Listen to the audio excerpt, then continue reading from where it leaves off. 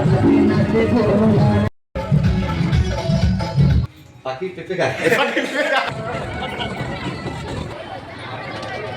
Guys, তোমরা সব কেমন আছো? আশা করছি খুব ভালো আছো। বাঙালি হয়ে বাংলা কথা বলে এবং বাংলাকে সাপোর্ট করো। তো গেছিলাম মুস্তুল সরস্বতী পুজোর জন্য, ওখানে কাকার বাড়ি। তো কাকার বাড়িতে দুদিন থেকে ওখানকার টোটাল এনজয়টা অ্যাবজর্ব করে তোমাদের সাথে শেয়ার করলাম কিছু মুহূর্ত।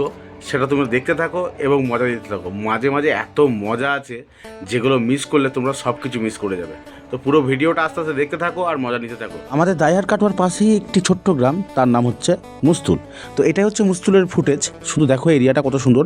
আমরা রাত্রিবেলা বেরিয়ে গেছিলাম আমি গেছিলাম অ্যাকচুয়ালি আমার কাকার বাড়িতে। তো কাকাদের পুরো ফ্যামিলিকে নিয়ে সন্ধ্যেবেলায় গেছিলাম ঘুরতে, ঠাকুর দেখতে।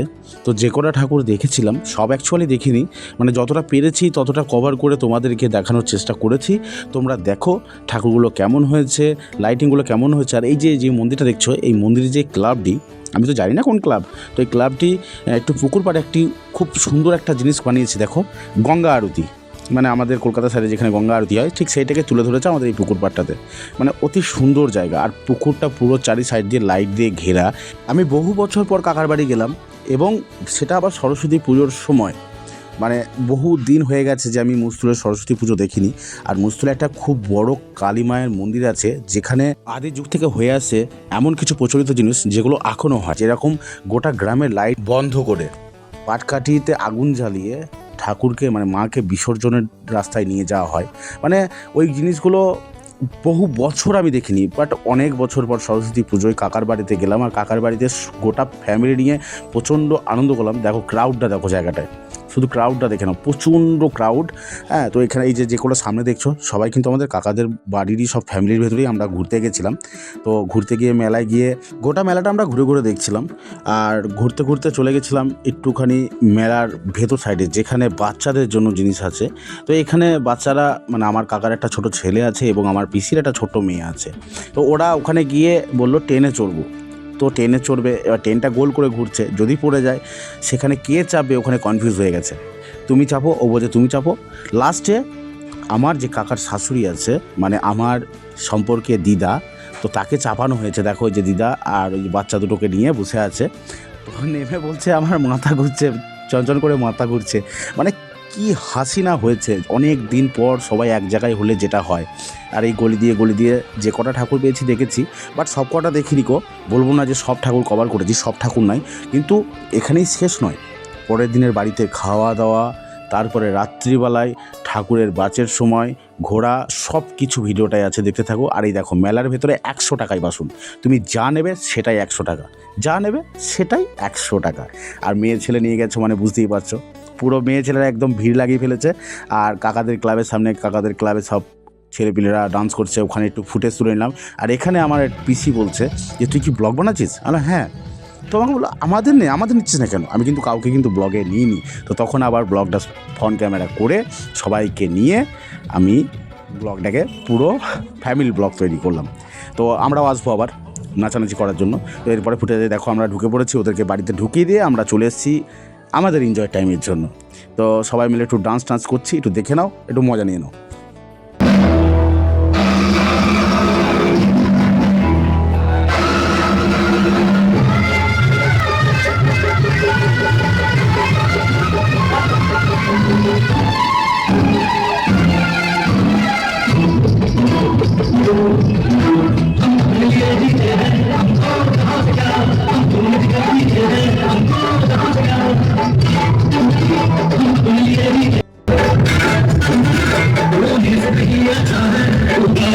নাচটা দেখানোর কারণ একটাই, ব্লগে পুজোর সময় যদি ব্লগ বানাও, সেই ব্লগে যদি নাচ না থাকে তো ব্লগটার কোনো মানেই নেই। তাই একটুখানি নাচ দেখে নিলাম। আর এখন বাজে ঘড়ির কাঁটায় রাত 2টো, আমরা তখনও রাস্তায়। এই দেখো পুকুর পাড়টা কত সুন্দর সাজিয়েছে। এটাও একটা গলির ভেতরে ঠাকুর হয়েছিল, যেটা ওটাও আমার একটা কাকা হয়, বাট আমার বয়সই হবে হয়তো, আই থিঙ্ক। আমার কাকার ছেলে। তো তাদের বাড়ি গেছিলাম একটু কাজের জন্য। তো ওখান থেকে ওই ফুটেজটা নিয়ে নিলাম। আর কথা না বলেই নয় যে বর্ধমানে যারা থাকো তারা জানো যে বর্ধমানের লোকেদের একটাই ফেভারিট জিনিস, সেটা হচ্ছে মুড়ি। সকালবেলায় ঘুম থেকে করে ঘুগনি মুড়ি, ওহ বারে বাহ। আর আমরা খেতে বসে কি আনন্দ করছিলাম সেটা দেখো, ঠিক আছে? গোটা ফ্যামিলি কি না হাসাহাসি চলছিল, পুরো ফুটেজটা তোমাদের কাছে তুলে ধরলাম। তোমরা দেখতে থাকো এবং মজা নিতে থাকো। তুই সে এখনকে বাড়াই বেলা হয়েছে তাতে কোনো করগা আগে কে ইয়ে না বাড়াই করতে পারবে বাড়া ফেলে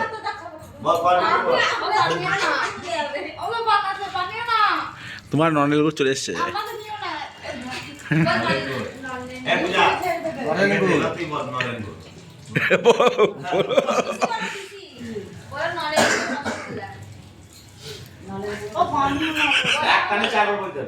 ও সব বাদ দাও, যা তুমি নিচে যাও। ও তুমি নিচে কাজ করো, যা নিচে যাও। বল পাখি পাকা পেঁপে খায়। পাখি পাকা পেঁপে খায়। বল না কন্ট্রোল বলতে হবে রে। পাখি পাকা পেঁপে খায়। পাখি পেঁপে খায়।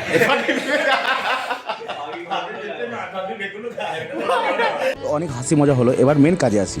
রাত্রিবেলায় বেরোবে ঠাকুর, তো তার জন্য দেখো গেট সাজানোর মানে সেটিং করা হচ্ছে ওখানে।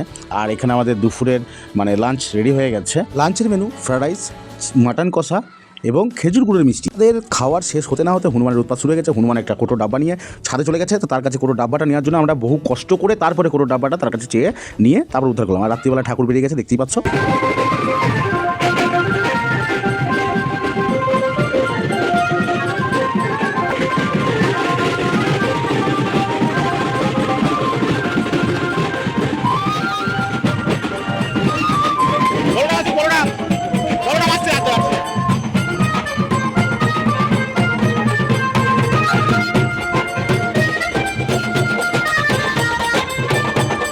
ভিডিওর মাঝে বিরক্ত করবো না, তাই বলে দিচ্ছি, ভিডিওটা যদি ভালো লেগে থাকে লাইক করে কমেন্ট করে আমাকে কমেন্ট করে জানিও ভিডিওটা কেমন হয়েছে।